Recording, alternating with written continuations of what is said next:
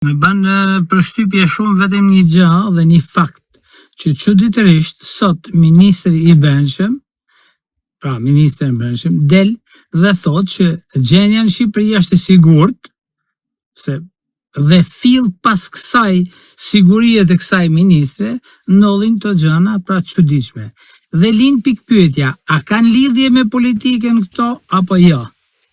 Por që jemi para një hakmarrje të grupeve, automatikisht që jemi.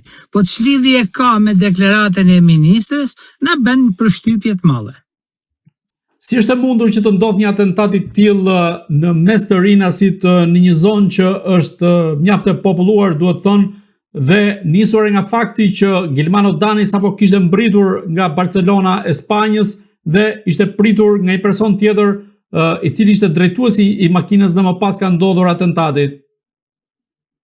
Tani goditjet, këto janë mekanizmat të grupeve që godasin, por ata nuk kanë as mëshirë, nuk kanë as përcaktime se ku dhe si mund ta godasin tjetrin.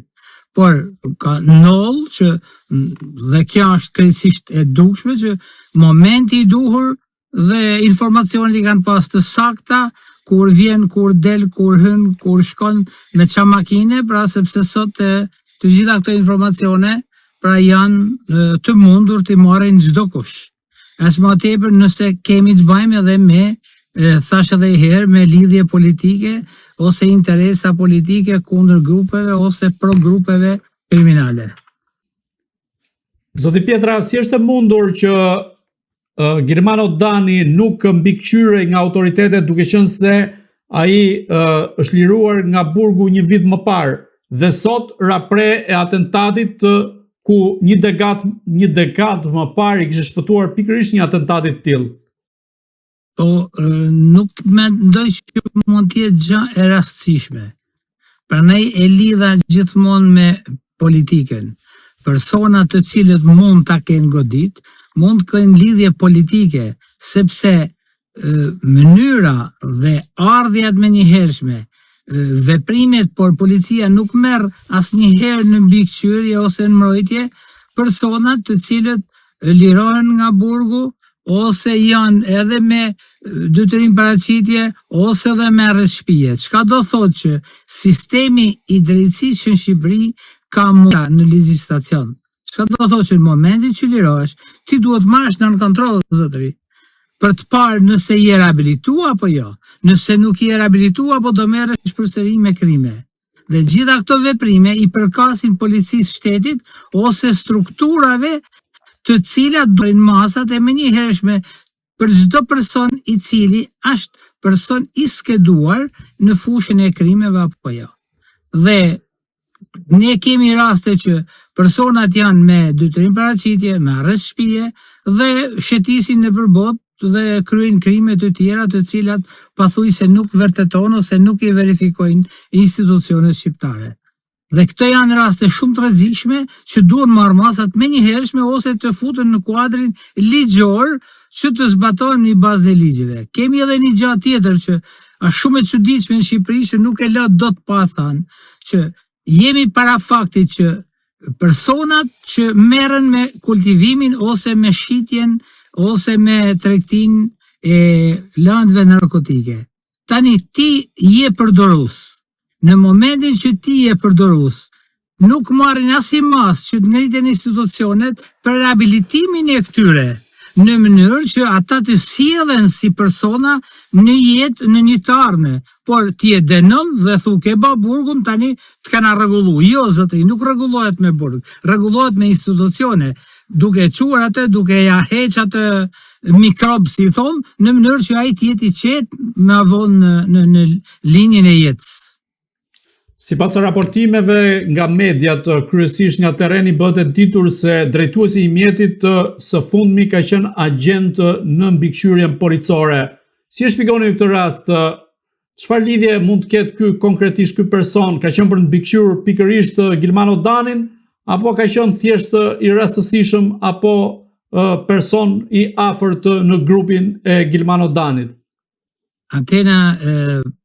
Punojësit e mbikëqyrjes policore nuk kanë lidhje me për të mbrojtur ose për të ruajtur persona të tjerë. Vetëm nëse janë të implikuar. Nëse janë të implikuar, atëherë po. Mbikëqyrja policore është për parë policë nëse arrin të kryejnë veprime, po jo qytetarët e thjesht. Megjithatë, nëse ai ka pas informacione që një nga këta policë po e josh, po e shikon, po e mbikëqyr, po e man, po e çon në prit, është çështje tjetër e cila mendoj që mund të dalin. Po në qoftë mbikëqyrja policore nuk ka lidhje fare me këto probleme. Si është e mundur që të kryet një atentat i tillë në mes të kësaj zone, pra siç është aeroporti Rinasit, pra për t'ju rikthyer edhe një herë pyetjes që bëra pak më parë, dhe policia të jetë kaq e mefsht në kuptimin për t'i zënë me një herë autorët të cilët kanë lëvizur me një Toyota greke, dhe në fshatin Halil të Fush Krujës mësohet se është djegur një automjet që dyshohet të jetë i autorëve. Pra në këtë rast kemi të bëjmë me një neglizhencë të policisë, paaftësi, apo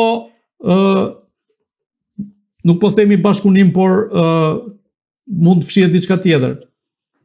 Tani krimet pra ndodhin, kanë për të ndodhur dhe do të ndodhin gjithmonë.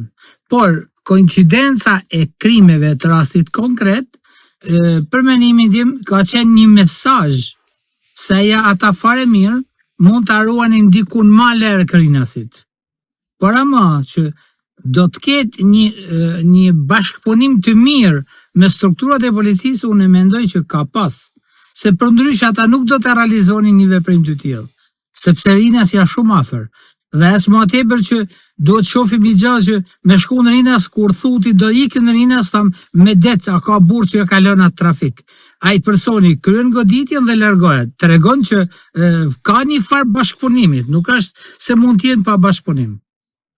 Ju në këtë rast si mendoni, çfarë mesazhi kanë dashur të japin autorët me këtë atentat? Nuk e di nëse është mesazh politik apo mesazh i grupeve. Nuk e kam të qartë tani. Me kaq informacion sa kemi, e kemi të pamundur të arrijmë në një konkluzion për të përcaktuar mënyrën dhe organizimin. Por derisa janë persona të cilët janë të implikuar, automatikisht ata e dinë shumë mirë se kush e ka godit. Sepse kjo është çudia sot në Shqipëri, sepse secili e din se çfarë po i noll në momentin e duhur. Por ka dhe i gjatë që ta janë vrasje të grupeve, por ama ata nuk i nalon dot as policia, as kush nuk i nalon, sepse ai që do me të vra, ka do menen me të vra dhe nuk diskuton, gjen mekanizmin ku me të vra. A shpëton, a nuk shpëton, është gjë tjetër. A do ta vrasin, a nuk do ta vrasin, është tjetër diskutim. Por mënyra, veni do jetë shumë, ka qenë shumë i sigurt personi kur ka bëhet veprim.